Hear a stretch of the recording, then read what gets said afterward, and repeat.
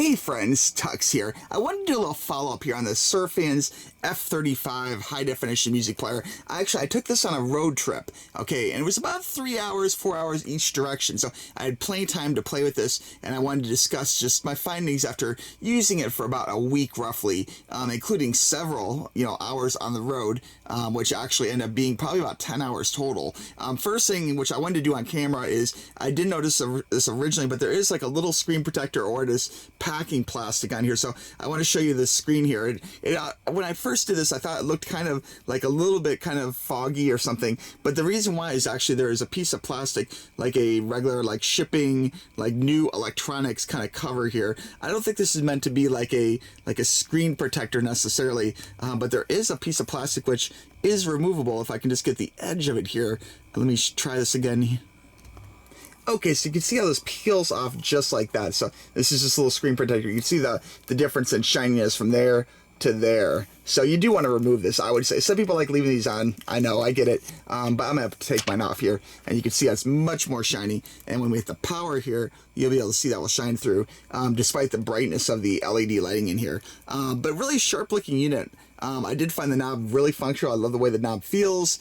These are very, very tight, at least at first. So it does take a lot of pushing to get your headphones in there. But I wouldn't say it's like a negative or defective. It's just new from being so tight. I do like the power indicator light there. That's very handy, especially while driving in the dark. You can kind of see if you powered up or not. Now, a few weird things about this. First off is the buttons here. Okay, so this is a touchscreen right here. These buttons all do work. All 5 of these buttons at the bottom, okay, which consist of like menu, left, right, okay, and like reverse, if you will. But these buttons here, like these screens, we're so used to in the age of touch screens be able to touch everything. It'd be nice if these were actually touchscreen buttons here on the face, but they're not. So you have to use these buttons to go through, and it isn't a big deal. And you do get kind of a tactile feedback. Like when I press this, I feel a light vibration here on the unit acknowledging that it is moving to the next thing, which is cool. But I'd say when you're driving, it can be a little tricky. It'd be a lot easier if you could just touch file or music or whatever.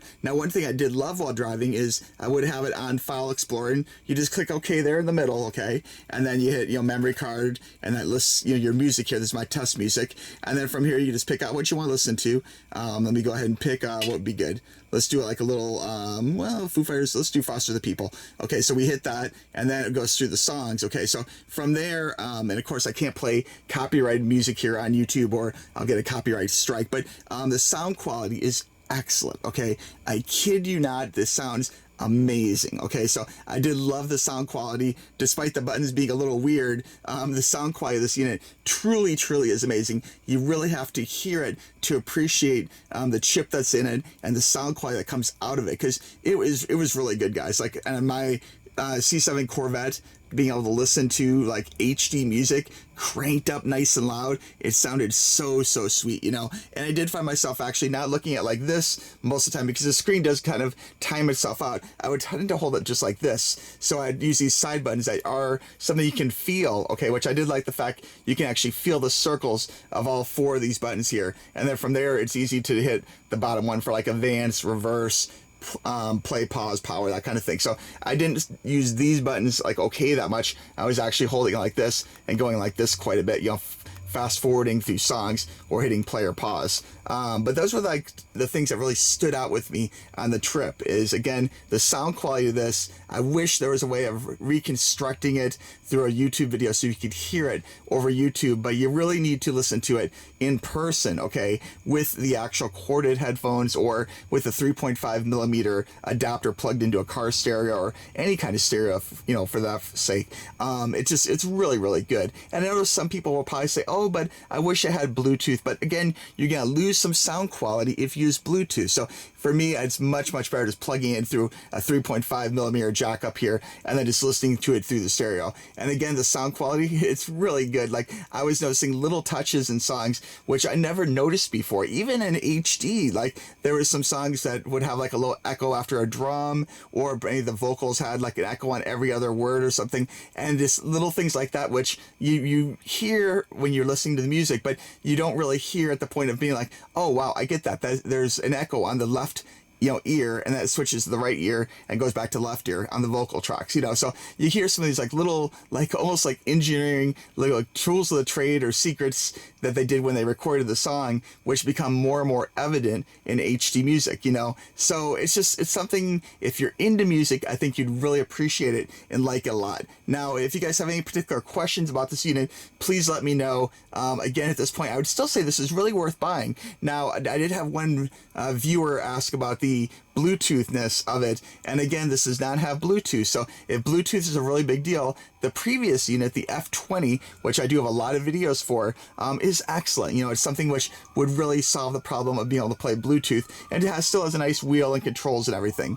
Which unit sounds better? I honestly think this has a little bit of an edge when it comes to sound compared to the F20, but it is really good. Both of them are excellent units, and you really can't go wrong. But I'd say the sound of this truly is excellent, and the batteries never ran out. In fact, the charge I have right here now, with this being lit up just like that, this is still on the same charge, the same full charge. I charged it the night before a road trip, okay? Going to Miami, listening to it in the hotel, listening to it driving around, listening to it driving home, and it still has power. So this really holds a lot of power. Maybe that's the reason why it seems to be a little thicker or maybe a little heavier than some units, because it has a really big hunk of battery in here that lasts for quite a while, which is nice.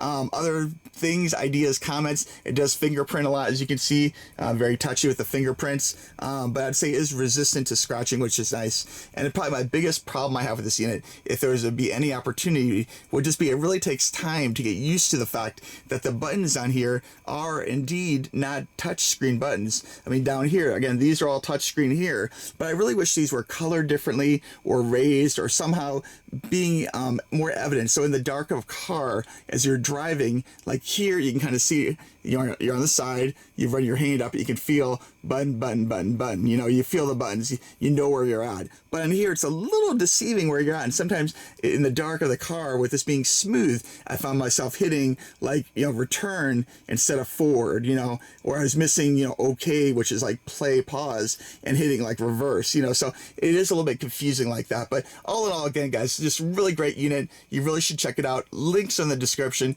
It sounds great with the actual Surfans earbuds, or in-ear monitors, as I like to call them, which are fantastic, and it sounds great in other things plugged in through a jack, so you really can't go wrong. One other thing I wanted to mention is there is a big size difference between these two units. At first, it didn't really sink in, but when you put the F20 next to F35, you can see notably this is much smaller than the new unit, and the width is a little bit smaller. They're kind of similar, but this is curved on the edges that give it a little bit of a deceiving smaller look, okay? But as far as the general size, math and girth, you can see this is definitely different. This is definitely a bigger unit, and you can tell that they put some of that extra biggerness into the battery, because again, this battery is fine. It lasts a real long time, the F20, but this one here lasts even longer on the F35. My voice is kind of giving out here, guys, so I'm going to wrap this video up. But if you have any questions about this, please let me know in the comments below. And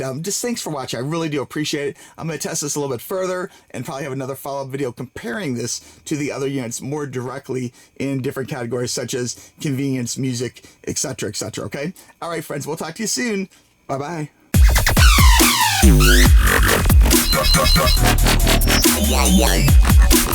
Yeah.